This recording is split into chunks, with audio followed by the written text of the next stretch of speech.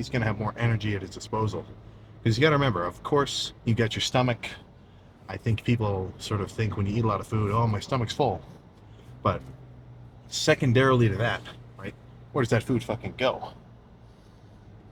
And I'm being serious. Where does it go? If you ate, let's just say you have a bag of Skittles, and you eat 50 grams of carbs, sugars, worth of Skittles, and it gets digested, it gets absorbed by your stomach acid, whatever, where the fuck does it go?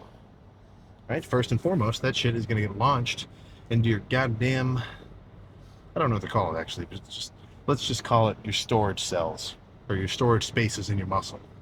You know, intramuscular glycogen is a fancy pants term, right? But that carbs, those sugars, it's going to get broken down into their most basic component, glucose, right? That one little hexagonal sugar molecule. Not that it really matters what kind it is.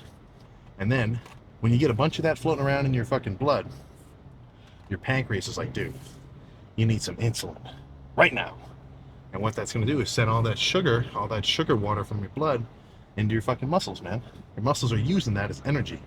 That's why, endurance runners talk about carbing up before, a marathon or a meet, right? Because they want to fill their intramuscular storage centers, right, full of glycogen, so that they have energy to run off of. Because your body very easily burns carbs, right? It very easily runs on sugar. Now, fats are a little bit harder, so if I've got 100 fucking bazillion grams of carbs in my system and I eat 50 grams of fat, those carbs are going to be what my body's running off of for, that drop set or those push downs. So the more you got in your system, the better. So that's kind of my end little speech there. So if you want to eat one thing to maybe start gaining a little bit more weight, and I'm not talking about a specific food, I'm just talking about a specific food group, get some more carbs in your system, man. Maybe fucking have 2 bowls of cereal instead of 1. Get 2 servings of rice at dinner instead of 1. Get a Gatorade instead of a Gatorade Zero. Or drink a fucking Sprite instead of a Sprite Zero.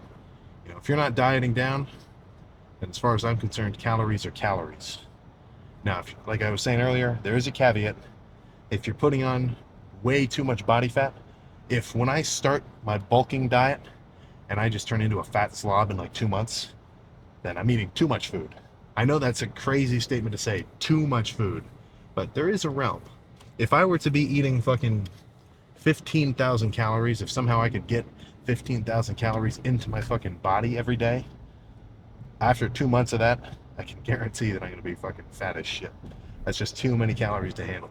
So you've got to kind of adjust that for your own energy level and whatever else.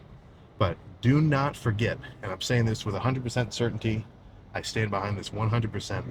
If you cannot gain weight, if you try to eat as much food as you can fucking eat, and every day you step on the scale and you weigh the same, then you need to eat more.